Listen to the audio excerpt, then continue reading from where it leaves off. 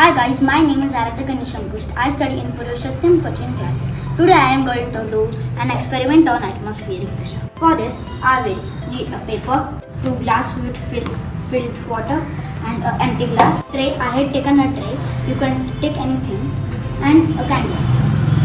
For this, first I will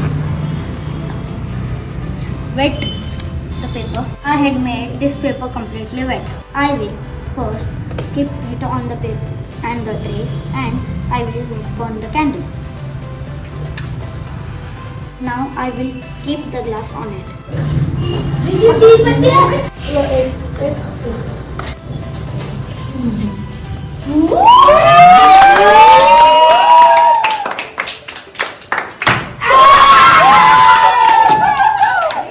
It happened because when I put it, the atmosphere trapped in it, the flame used it and created a small vacuum. And when we pull it up, the atmosphere is also trying to go up. So it holded on some time.